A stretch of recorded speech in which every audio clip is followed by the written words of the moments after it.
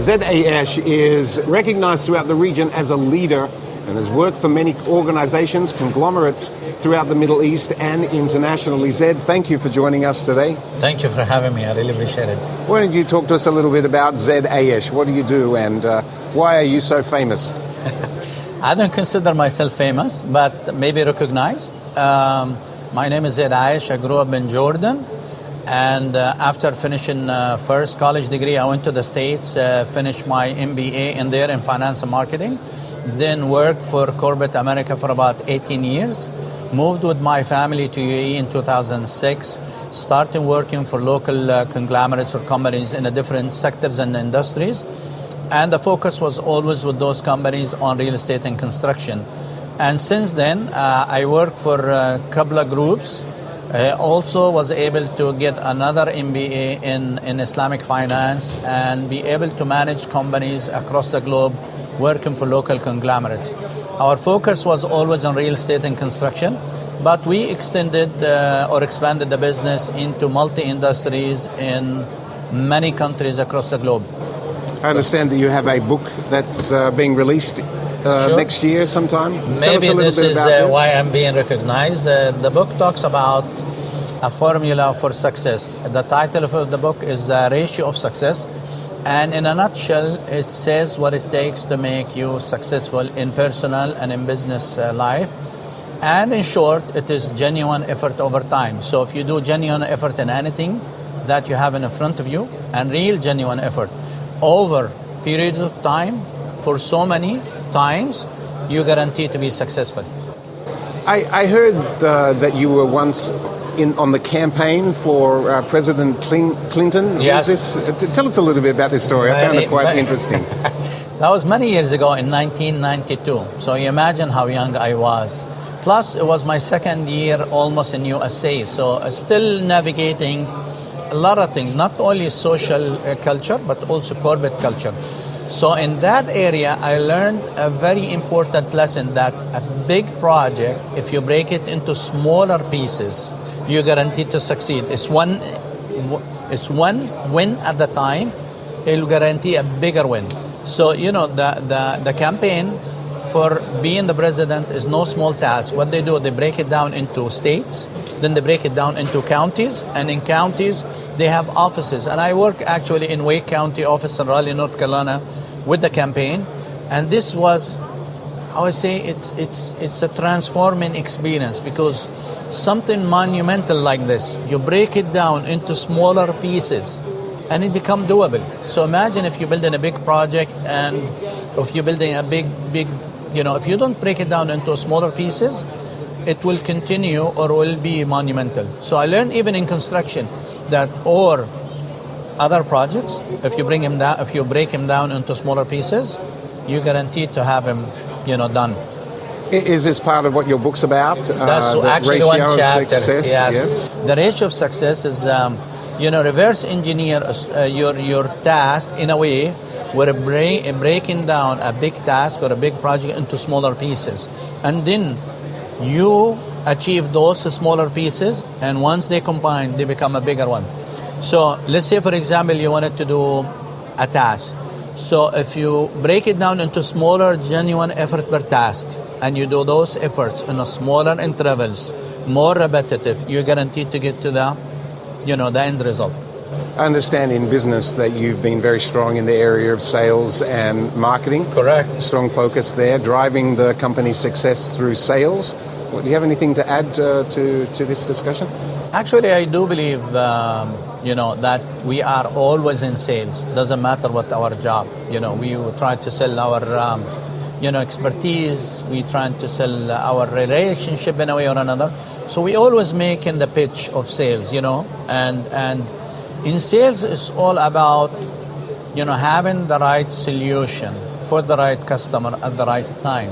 So it's a combination of things. And it's about, at the end of the day, being disciplined to keep providing the right solution to the right customer at the right time in the right place. Now, I understand that you've worked throughout the world. Yes. You've worked in the States, you've worked in Australia. Great place, by the way. I want to focus a little bit on leadership. Yes. I've been here for 14 years. I understand you've been in the region for 16 years. Yes. How does this differ from leadership in business in the Middle East compared to the rest of the world? Well, leadership is all about, at the end of the day, I think it's all about people. You know what I mean? And people, they're not as simple as ABC. People are a box of feelings,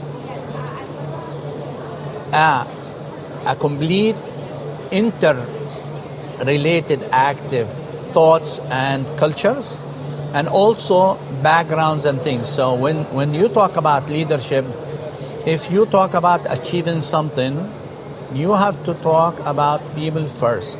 You know, your ability to lead your teams in a different ways, in a different places, taking in consideration the differences among those teams, you know, to achieve something, this is really a challenging. So leadership become at the end to be about people, to be about understanding, to be about listening, and about ability to utilize and evaluate, estimate capabilities and move people forward into getting the things done that you want to do. It's about alignment, you know. So to be able to align different culture in different places at different time, it's all about understanding and creating a balance. Now, we've seen significant investment come to the UAE. Correct. In the real estate sector. I understand that that's part of your history. Yes. How do you see the success moving forward in the real estate sector here in the UAE? Is this a boom that will continue with control and security? What are your comments to here? Good. I think it's not a boom. I think it's a natural or a continuous growth. So the growth will continue with UAE. Remember, UAE, when it started maybe 20 years ago, was a smaller real estate market, and it continues to grow. It's not only growing vertical, but also horizontal, meaning it's not only the amount of the buildings, but also the types, the luxury buildings, the luxury villas, the different offering, the furnished apartments, the hotels, whatever. So there will be new things coming into the market, and there will be more and more buildings. So I think the growth into the real estate industry in UAE, it will continue to happen. A lot of factors help that, and what will help that to continue, which is the drive from the government through the laws and through the regulations and through the market dynamics. So I think, yes, the growth will continue to happen in UAE. I'm sure you've seen a lot of the banking restructure to bring that additional security to the region. Absolutely. Are you familiar with what's happening in this space? Not on the restructure, but I think there is a lot of challenges now globally with the banking industry and the way business is done.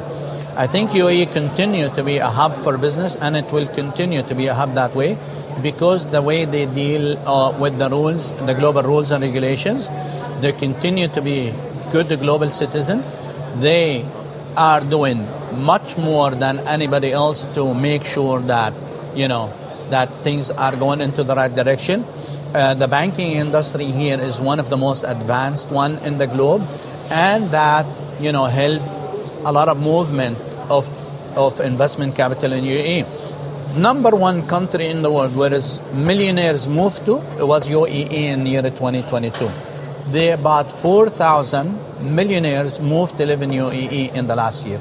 That will tell you something about banking, about opportunity, about the laws, about the whole environment. Is this changing the perception of the Gulf region as a within the banking sector? Is it being recognized as a more secure place to be parking funds today? Not sure about that, the answer to that question, be honest with you, but every day you compare UAE to global markets, they stand out. So it's not just, we cannot take GCC and UAE standalone. We have to compare it to what's going on in the global market, especially in Europe, USA, and other countries. When you compare them with banking industry, banking regulations, money, rules, whatever it is, UAE always stand out. So I think that's an added value. And, millionaires, they are savvy people. They understand that, yes, they are, there is a safety and security in here. Let's move to UAE. There is a lot of added value from different countries, even advanced global financial hubs. When you compare UAE to them, we stand out. Do you plan to stick around the Middle East region even after you're a successful author on the top 10 list in the world? What's your plans for the future? This is the plan, to continue live and work in UAE, particularly Dubai. The entire UAE is, to me, after working in more than 12 countries, in 4 continents, in so many industries, to me, UAE is number one for many reasons. You have the safety, you have the family environment, you have the opportunities, you have the rules, you have the laws, you have the respect.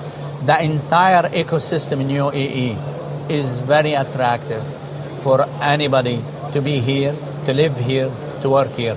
No other place on earth can beat it. Zed, thanks for your time today. It's nice to catch up with you. I wish you all the best with the launch of your book in 23. Thank you so much. It's good to see you. And I'm sure it'll be very successful like your career has been. I hope so. Thank you so much for having me. Ladies and gentlemen, Zed Ayesh.